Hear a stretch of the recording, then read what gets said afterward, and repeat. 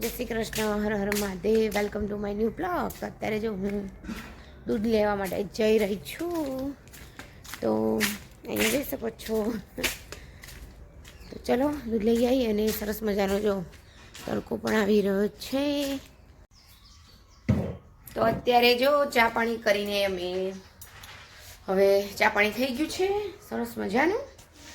અને હવે બહાર કપડાં વાસણ કરી લઈશું. અને આજે તો ઠંડી બહુ જ છે. મોટરની સ્વિચ પાડવાની તો રહી ગઈ છે. મોટરની સ્વિચ પાડી દઈશું એટલે ઉપર ભરાતી પણ થાય. અને રાજુ તો ખબર નહીં ક્યાં જતું રહ્યું છે, દેખાતું જ નથી. કાલે તો એને દવાખાને લઈ ગયો તો જૈમિક. પરાણ એક્ટિવા પર બેસાડીને 3 ઇન્જેક્શન આપ્યા છે. પછી ORS તો પાણી પીવડાવવાનું કીધું છે, દહીં અને ભાત ખવડાવવાનું કીધું છે, પણ ખાતું જ નથી એને દહીં અને ભાત પણ. અને જો અહીંયા મેં ચોખાને એવું નાખ્યું છે, જો સામે જો ખિસકોલી ખાઈ રહી છે. અને હમણાં અહીંયા ઘણા બધા ચકલીઓ પણ હતી. જો બીજી ચકલી પણ અહીંયા છે, જોઈ શકો છો. અને અહીંયા કપિલાબા આવી ગયા છે.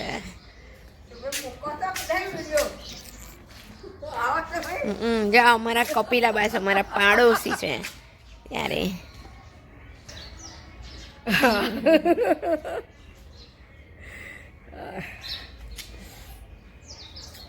બોલા મંદિર જઈને આયા? મંદિર જઈને આયા? મંદિરે જઈને આયા? હો તાર કાલે પોતદારેથી મંદિર. હા જાડાને એવું થઈ ગયેલું તો જો કપિલાબા તો જતા રહ્યા છે. અને એની તબિયત સારી નથી એટલે એની વાતો કરતા હતા મને. અહીંયા હોય એટલે આવતા જતા જોડે વાત કરી લઈએ. તો હવે ચલો બેસી જઈશું કપડાં ધોવા માટે. જોઈ શકો છો ને કપડાં તો જુઓ કેટલા બધા છે.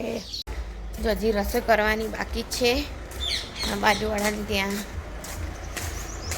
પાપડ થાય છે. બોલો ચહેરાજી મજામાં? મજામાં. તમે? બસ મજામાં. જો લાઈવ ચાલુ કરીશું. હો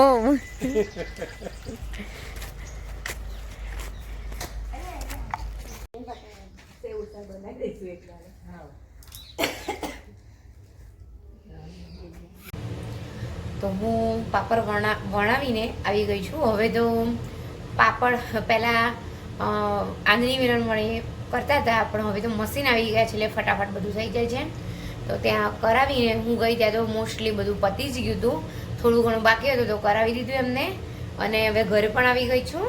અને અહીંયા મેં જો જમવાનું બનાવવાનું બાકી હતું તો બનાવવાનું છે તુવેર અને રીંગણનું શાક. તો તુવેર વઘારી દીધી છે અને રીંગણ અહીંયા સમારીને રાખ્યા છે. અને હા, કાલે મેં વ્લોગ બનાવ્યો હતો,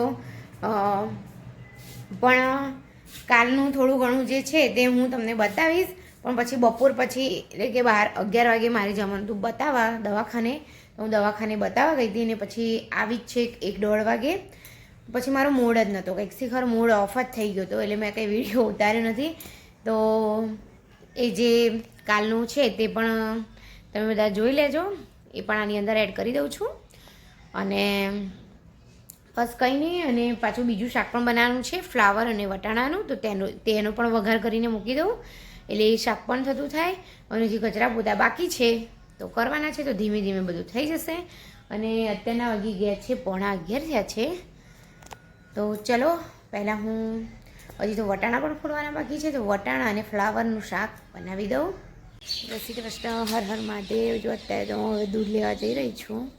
7:20 થઈ ગઈ છે. જઈ રહી છું ને થોડીક ઠંડી લાગી રહી છે. તો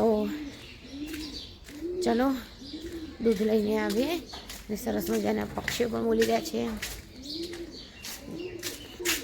ઉપર, કબૂતર બોલી રહ્યા છે.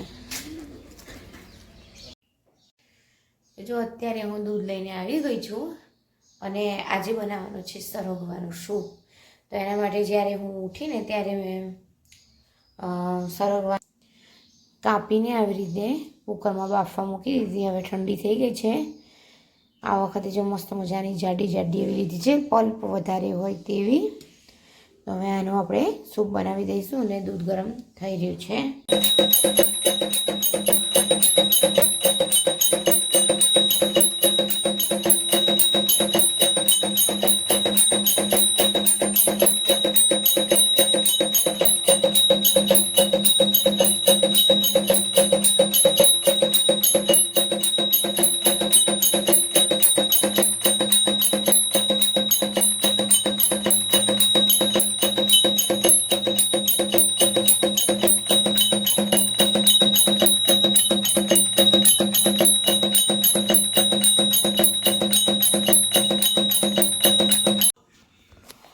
તો અહીંયા જોઈ શકો છો કે આમળાનો જ્યુસ બનાવી દીધો છે મેં સરસ મજાનો.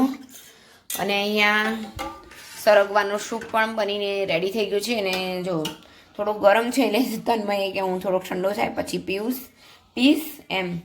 એટલે જોઈ શકો છો સરસ મજાનો સરગવાનો સૂપ પણ બનીને રેડી છે. તો હવે પહેલાં હું આ પી લઈશ ને પછી સરગવાનું સૂપ પી લઈશ. જો કાલની માફક આજે પણ ઘી ગોળને રોટલો તન્મય માટે બનાવી દીધો છે.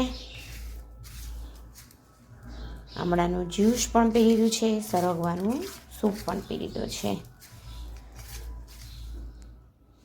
જો બહાર રાજ ઊભું છે જોઈ શકો છો, કશું ખાતું પીતું જ નથી ને, બસ એટલું પાણી પીવે છે અને વોમિટ એવું કરી દે છે. તો આજે તો જૈમિક આવે એટલે મોકલવો છે દવા લેવા એની માટે.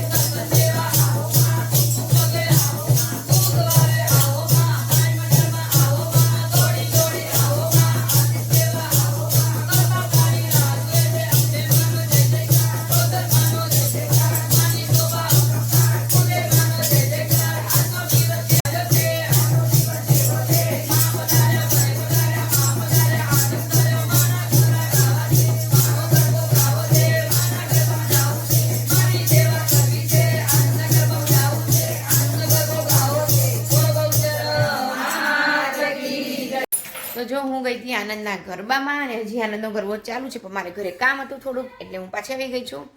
તો ચલો હજી મારે મેથી પણ સાફ કરવાની છે, 4:45 થઈ ગયા છે. તો એ બધું કરી દઈશું અને બહાર બેસવાનું છે. જો અત્યારના 6:45 થઈ ગયા છે અને જમવાનું પણ મારે થઈ ગયું છે. છૂટી દાળ થઈ ગઈ છે, ભાત થઈ ગયા છે અને કઢી બનાવી રહી છું. તો બસ આજનો વિડીયો અહીંયા જ એન્ડ કરી રહ્યા છે. તો મારો વિડીયો ગમે લાઈક શેર અને સબસ્ક્રાઈબ.